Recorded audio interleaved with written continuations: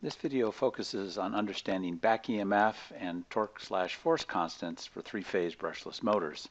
We'll discuss rotary brushless motors. The concepts for linear brushless motors are nearly identical. For a brushless motor, there are two natural ways to define the torque constant and four natural ways to define the back-EMF constant. To avoid confusion, one simply needs to be clear about which definition is being used. Here's a diagram of a rotary brushless motor. It produces a torque tau and spins with an angular velocity omega. There are three currents into the motor for the three phases, IA, IB, and IC, and there are 6 voltages one can measure. There are 3 phase-to-phase voltages shown here, and there's the VA, the phase A to neutral voltage, and VB and VC, which aren't indicated. The notion of torque constant is, roughly speaking, torque divided by an amount of current. Since there are 3 currents and they're varying with time, the amount of current isn't obvious, hence the room for confusion. We'll state this clearly shortly. Similarly, for the back-EMF constant, it's defined, roughly speaking, as an amount of voltage produced by the motor divided by the speed. And again, we have 6 possible voltages we can measure, and they vary with time, so we need to say what we mean by an amount of voltage. Let's start with definitions of K sub tau. Again, K sub tau is the torque produced by the motor divided by an amount of current. When the motor is driven at constant torque and constant speed, the 3 phase currents, IA, IB, and IC, form a 3-phase symmetrical current set. A symmetrical current set is 3 sinusoidal phase currents of the same amplitude and spread equally in phase. That is, there's 120 degrees between each of the phases. So to specify the amplitude of this 3-phase symmetrical current set, we can either specify the peak current in the 3 phases, or we can specify the RMS current in the 3 phases. So it's the choice between these two that show up in the definitions of torque constant. So torque constant can be expressed as torque divided by RMS current or torque divided by peak current. Thus, one might find units of Newton meters per amp RMS or Newton meters per amp peak respectively. And there's other units, foot-pounds per amp RMS and so forth. At Veridon, we use the RMS current in our app notes and spreadsheets. So we use torque per RMS current, and you'll see units such as Newton meters per amp RMS or ounce inches per amp RMS. And when specifying these torque constants in both definitions, it should be clearly stated that all 3 phases are driven with a 3-phase symmetrical current set. This is rarely done in the data sheets. It might be buried in there. You might need to confirm with the vendors.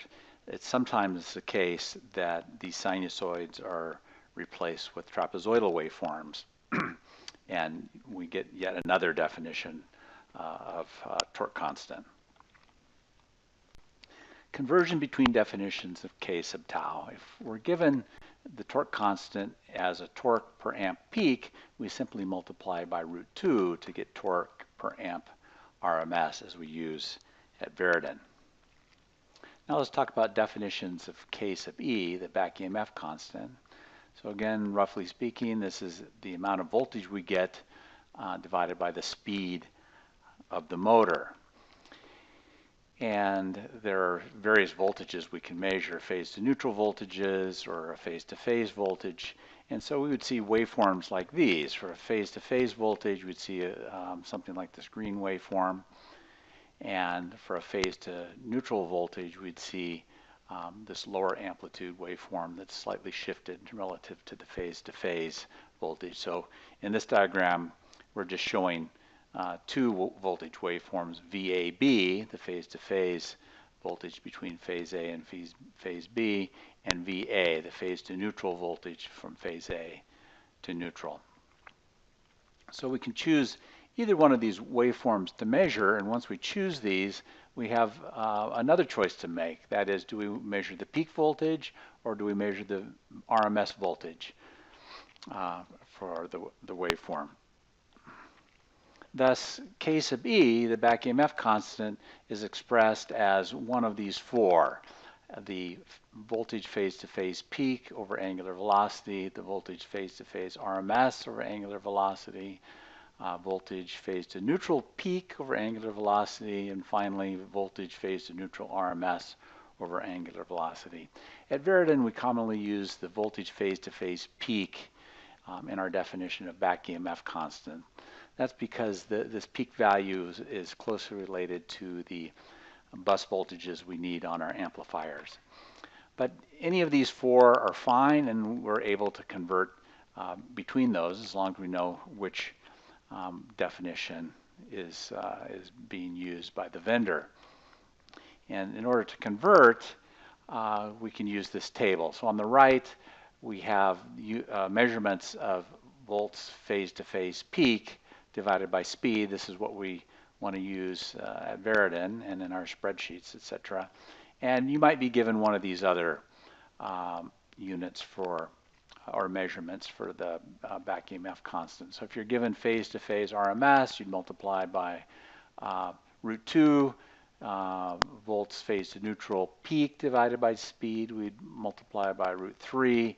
And if we have volts phase-to-neutral RMS divided by speed on the motor data sheet, we'd multiply by root 6. If we need to convert between any of these two on the left, say this first line to the second line, we'd multiply by root 2 and then come back by dividing by root 3, and we'd make that conversion.